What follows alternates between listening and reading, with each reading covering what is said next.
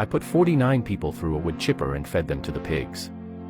I am known as Canada's most notorious serial killer. My name is Robert William Pickton, also referred to as the Pig Farmer Killer. Over a span of years, I committed a series of gruesome crimes that shook the nation. Raised on a pig farm, I resided in the downtown East Side, an area notorious for its high poverty, homelessness, rampant drug use, and prostitution. I exploited this environment to lure women with offers of money and drugs, and then took them back to my farm. From 1983 to 2002, I preyed on many indigenous women and girls, primarily those involved in sex work and drug use, and brought them to my farm. I exploited their vulnerability, focusing on individuals who were less likely to be missed by society. I subjected them to horrific acts of violence, murder, and sadism on my farm. I would strangle them until I saw the fear in their eyes, then stab them repeatedly. I dismembered their bodies at my whim and sometimes processed them with a wood chipper. To hide their remains, I disposed of their bodies in various ways, including feeding them to the pigs on my farm. On March 22, 1997, I abducted a woman against her will, but she managed to escape. Tragically, due to her drug addiction, the authorities dismissed her claims. Lynn Ellingson also reported seeing a body on my farm in the spring of 1999. As a result of the increasing number of missing women, my property was subjected to a search warrant. Furthermore, a worker on my farm reported finding women's clothing, purses, and IDs, which led to an investigation of my premises. During the police search, the authorities uncovered horrifying evidence. They found severed and altered skulls, DNA evidence from 33 women, blood-soaked clothing, a jawbone, and teeth linked to a specific victim. They also discovered my custom .22 caliber revolver with a sex toy attachment, .357 Magnum ammunition, 2 pairs of fur-lined handcuffs, night vision goggles, and a garbage can containing the remains of victims. All of these were used in my terrifying crimes. Finally, on December 9, 2007, a jury found me guilty of 6 counts of second-degree murder, and I was sentenced to life in prison. My only regret was not being able to claim one more life, which would have brought my murder tally to 50.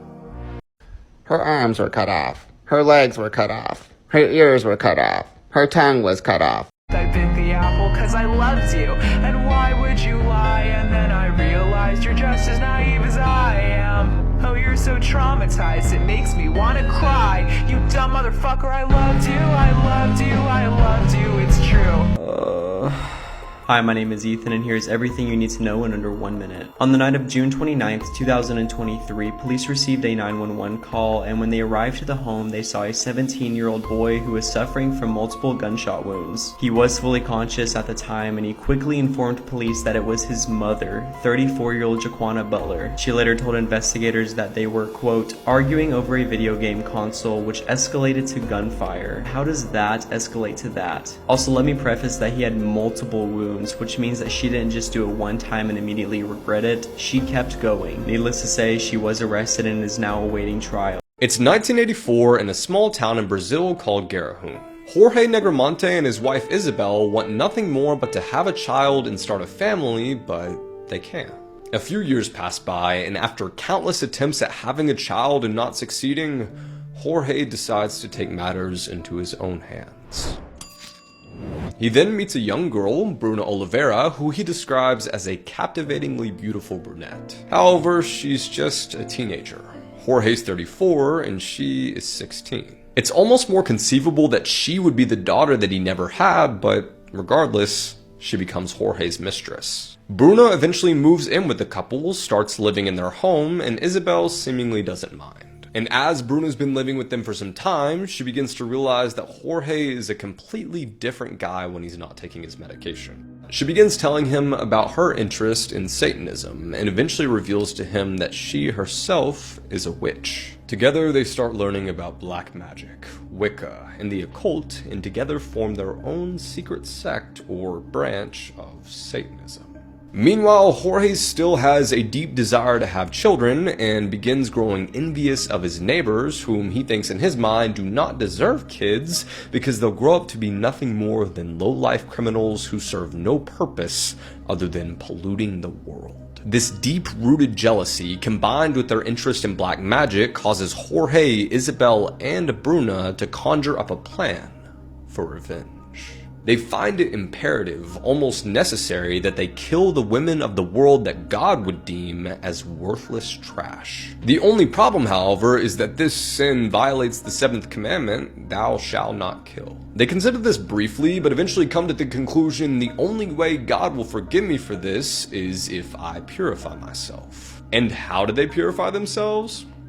Eating the bodies. Maybe not the solution that I would have went with, but in 2011, Bruna and Isabel go out into town to look for female victims. While on their hunt, they stumble across a 17-year-old teenage mom named Jessica. She's just had a newborn baby, but she's broke, desperate, and hungry. Isabel and Bruna start having a conversation with her, and they seem quite trustworthy. The three then head toward the Negromonte home, where the teen mom starts doing odd jobs around the house for about 3 months until January 2012. It's just like any other day. Jessica arrives at the trio's home to do some chores around the house, and she's holding her baby in her arms, having a conversation with Bruna, and all of a sudden Jorge comes up from behind her. He takes a giant machete and stabs Jessica in the neck. She then collapses, holding her child in her arms, and dies before she hits the ground. The love triangle then proceeds to dismember Jessica's body while her child is watching and consume bits and pieces of her flesh. A month later, 21-year-old Giselle De Silva is lured to the home and experiences a similar fate. Bruna and Isabel invite her over to talk about their devotion to God, but things don't exactly work out that way. The third and final killing occurs 30 days later when the girls lure Alexandra De Silva to the household, claiming they need a babysitter to watch over their child. In reality, this is the child of Jessica, the teen mom, but regardless, 20-year-old Alexandra is interested in the position, so she travels to the family home, where her life is taken in a very similar fashion. They proceed to take all of her possessions, including her credit cards, and that's when Bruna makes a crucial mistake. She uses the credit card at a nearby store, yes, the credit card of a missing woman. Police track her down, find her, and take her into questioning. When she's arrested, not only does she admit to killing the babysitter they tried to hire, Alexandra, but also Giselle, the woman they found off the street, and the first victim, Jessica. She then goes on to explain that it's very unlikely the officers will be able to find these bodies because, well, they had been cooking them into meat pies and selling them around the neighborhood for the community to enjoy. Police immediately call in a raid to the home of Jorge Negromonte and find him, a bag of bones, and a 50-page manifesto entitled Revelations of a Schizophrenic. And when the story gets out, not only are people in the local community feeling disgusted about the horrors that went on in the Negromonte home, but also they're feeling physically ill because those meat pies were extremely popular and sold all over town. Jorge is then dubbed the real-life Sweeney Todd. 2 years later, in 2014, the trial begins, and while people find the heinous details of the case to be quite disturbing, they are left feeling even more uncomfortable by the behavior of the defendants. Jorge and Bruna are often seen smiling in court, growing more and more affectionate with one another with each gruesome detail. They seem happy, almost euphoric, when the court starts talking about the trio turning people into pies, but this attitude quickly changes when the verdict is released. Jorge Negromonte is convicted on 2 counts of murder, concealment, and vilification of a corpse and is given 71 years in prison. Isabel is given a slightly less severe. We now know where Rudy Farias would hide out when police and other family members showed up to his house over these past 8 years. Thanks to my girl Grizzly Hood News right here, she went out into the woods behind Alexis Santana's house today and found out where Rudy's been staying. Watch this video. Where Rudy used to live, right? I want to just tell y'all, I'm about to post some proof. I'm going to post proof because somewhere in the news conference or one of the aunts describes when she would come visit Rudy to check on her mother, like the grandma of the family, she would be made to wait at the door, right? This is Rudy's house where he used to stay. So I just got through walking through the forest. Look at me, I'm all sweaty, friends. I just got through walking through all that forest and I found a spot where allegedly Rudy was made to wait. Like whenever his family would come visit, because a lot of people are like, well, how come his family didn't see if he was out there, you know, inside the house? Why didn't they check around the house? They would. Inadvertently, they try to sneak and see if they could see him. Well, look at my legs. I don't even want to show y'all my legs, friends. I'm covered in like thorn bush. A lot of that. I went through a lot of thorn bush. I just went through there and I found the spot. There's a lot of poor baby man was drowning himself out. A lot of out bottles, some bottles, rotisserie chicken, the plates where the containers where the rotisserie chickens are sold, takeout food. Like he would go back there and just wait it out until the coast was clear. It's like a door. The back gate. Let me see if I can show y'all real quick. Hold on, let me show y'all. There's like a little trap door that would open, I think, open and close. There's 2 ways he could have went over there. Let me see. Let me climb over here. See? You see? You see?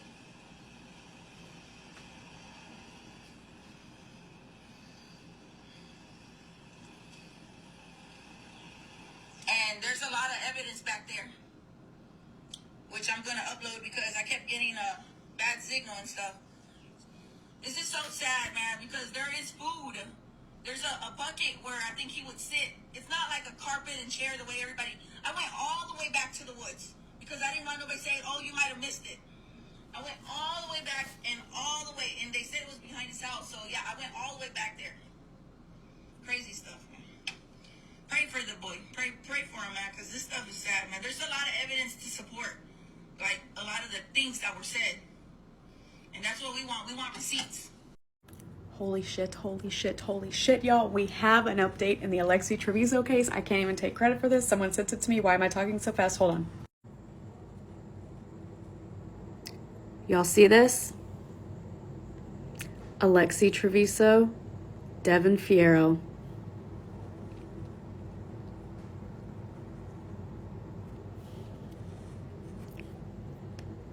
Decedent, Alex Ray Fierro.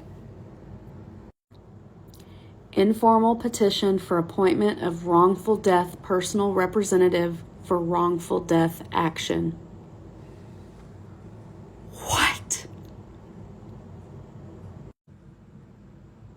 Devin and Alexi are filing a wrongful death lawsuit on behalf of baby Alex Ray Fierro.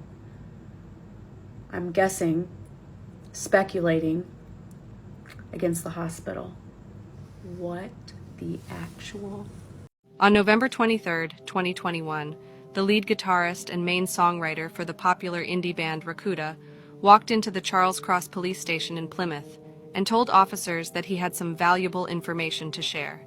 He told police that he was there to confess to a murder, before asking them for a map of the area, and proceeded to direct detectives to an isolated area near the beach at Bovesand, where police would later find the body of 18-year-old Bobby Ann McLeod. At that point, she'd been missing for 3 days already, after she'd been abducted from a nearby bus stop. And when police eventually recovered the body, they were shocked by the sheer horror of her injuries. She'd been bludgeoned with a claw hammer with a total of 12 blows to her head and face, and after somehow still surviving the attack, her attacker proceeded to stomp on her head and neck until she died. And the reason for this horrific attack? Well, there wasn't any. This is the horrifying case of Bobby Ann McLeod. Bobby Ann McLeod was born on July 19, 2003, and lived in Plymouth, a port city in Devon located in the southwest of England. She was described as a happy girl, who had a big circle of friends and someone who could get along with anyone. She had a passion for drawing and exploring her creative side, and had a deep love for music, and even jokingly stated that she would marry a man based on his musical taste. In November 2021, Bobby was 18 years old and had her whole life ahead of her. She had a tight-knit group of friends who loved her dearly, an extremely close relationship with her parents and brother, and even had a boyfriend who she loved spending time with. In fact, on that fateful day of November 20th, 2021, Bobby had plans to visit her boyfriend that evening. The day started out like any other for Bobby Ann McLeod. She had breakfast, hung around the house with her family, scrolled through her phone like teenagers normally do, and had an all-around easy Saturday afternoon. At about 5:45 that afternoon, she told her family that she was heading out to visit her boyfriend, so she said her goodbyes and headed to the nearby bus stop on Banton Road, a trip she had made many times before. Bobby got to the bus stop around 6 p.m., where passerbys would later confirm to have seen her waiting for the bus somewhere between 6 and 6:30. At around 10 to 7, Bobby would post her last message on social media, a Snapchat picture of her feet at the bus stop saying she was cold. This would be the last time anyone had heard from Bobby. At 9 p.m. that evening, her parents got the call that would no doubt have made their hearts drop. On the other end of the line was Bobby's boyfriend, who wanted to know if Bobby was still coming to visit him, because her phone was off, and she wasn't at his house yet. Her parents immediately knew that something was terribly wrong, and wasted no time trying to take action. They immediately called around to friends and acquaintances, desperately hoping that someone had seen or heard from Bobby. But when it was confirmed that no one knew where she was, they turned to social media requesting the community to help. Unfortunately, her family wasn't able to find her that evening, so they reported her missing but still continued their search. On Sunday morning, November 21st, the day after Bobby went missing, a schoolboy who was part of the search party found Bobby's AirPods on a footpath behind the bus stop Bobby was waiting at the previous evening. Another gentleman also came forward stating that he arrived at the bus stop at 7:15 the previous evening, and said that when he arrived there was nobody else there. He said that he had sat down waiting for the bus, and while kicking his feet back and forth he accidentally kicked a phone laying on the ground. He immediately picked it up and looked around to see if he saw anyone who could have possibly dropped their mobile phone, but he quickly realized that there was nobody else around and that he was alone. He said that the bus arrived at 7:23, so he got in and handed the phone to the driver, hoping that whoever lost their phone would come back to get it.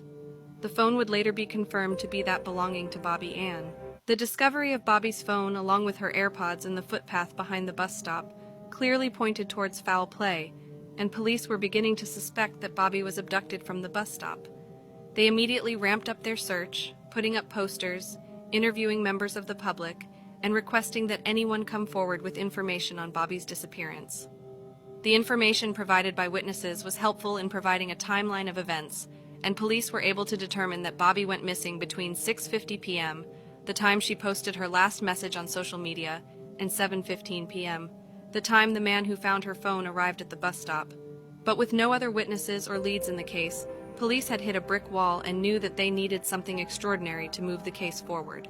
And then, seemingly out of nowhere, they got a sudden and unexpected break in the case. On November 23, 2021, 3 days after Bobby Ann went missing, 24-year-old Cody Ackland walked into the Charles Cross police station and told them he was there to confess to the murder of Bobby Ann McLeod. Cody wasn't someone who was on the police's radar and didn't really fit the profile of a killer. He had never been in trouble with the law and lived a pretty productive life. He worked as a car valet and was also part of a 4-piece indie band called Rakuta, who released their first album in 2020 and was very popular in the Plymouth area.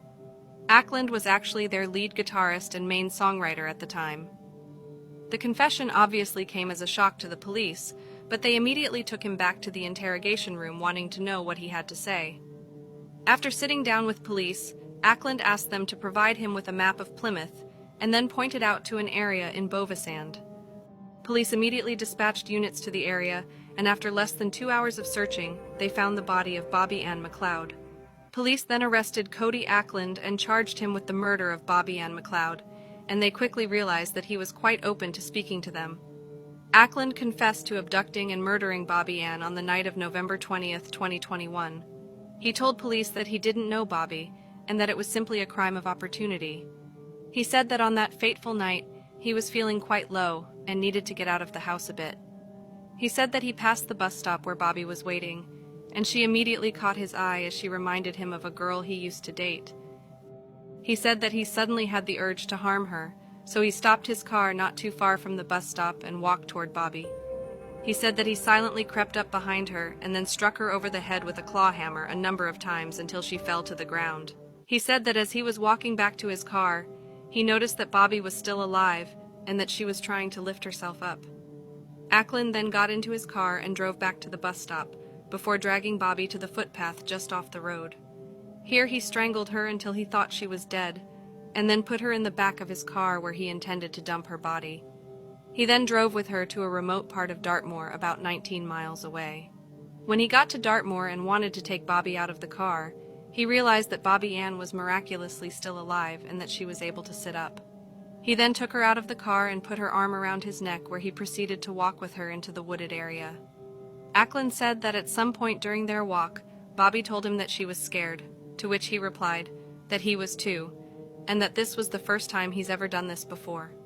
He then proceeded to repeatedly hit her with a hammer until she fell to the ground, and then he stomped on her neck until she stopped breathing. He then burned her handbag and other belongings which she had on her, before putting her back in the car and driving with her to Bovesand, about 25 miles away. Ackland then stripped her from her clothes and jewelry before dumping her body in an overgrowth area in Bovesand, down a steep bank by the side of a wooded lane. Bobby did not stand a chance on being attacked by a man using a claw hammer who was intent on delivering a callous and sustained assault for which he has shown no remorse.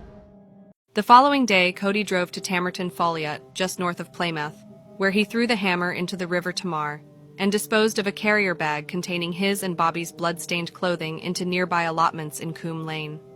He then went for pizza with a friend, attended band rehearsal, and spent most of the night at a local pub drinking the night away. Most of the people who came in contact with Cody during the course of the night recall him being in a happier mood than usual. The next day, he continued with his fun, calling in sick to work, and instead going to his local movie theater where he got himself some popcorn and watched a movie. He also spent a considerable amount of time following the latest news on Bobby's disappearance. On November 23rd, the day of his confession, Cody Ackland returned to work. Nothing seemed to be out of the ordinary. After leaving for his lunch break, he sent a message to his band's group chat, where he simply told them that he loved them. He then sent a message to his mom where he also told her that he loved her, and then he made his way to the Charles Cross police station where he confessed to the crime. Despite never having been able to recover the murder weapon, police were able to physically link Ackland to the murder, thanks to a plethora of evidence. Police found Bobby's DNA in Ackland's car, as well as on sneakers recovered from his home. His phone records indicated that he was in the vicinity of the bus stop at the time that Bobby disappeared, and they also found the blood-stained clothes which he tried to dispose of. Despite Cody Ackland willingly providing police with a trove of information regarding the murder, he seemed to be more reluctant with providing a motive. Whenever police tried to probe him for the reason for the attack, Ackland seemed to switch off and didn't want to talk. Police did, however, obtain data from his mobile phone and home computer, and what they found was nothing short of horrific. They found that Cody had a morbid interest in serial killers which bordered on obsession. In the months leading up to the murder, he had searched for information on a number of serial killers, including Ted Bundy, Fred West, and the Golden State Killer. He had also done a number of internet searches for the weapons used during their attacks, as well as for images of the bodies of their victims. Police were able to uncover over 3,000 images, many depicting dead bodies, post-mortems, crime scenes, weapons used, and pictures of the killers themselves. Police were also able to determine that in the days leading up to Bobby's murder, Cody made a number of searches for weapons such as hammers, crowbars, and other cutting tools, as well as stores where he could purchase them. He also searched for a number of remote areas in and around Plymouth. On April 5, 2022, Cody Ackland pleaded guilty to the murder of Bobby Ann McLeod. He was sentenced to life in prison with a minimum term of 31 years. Running, but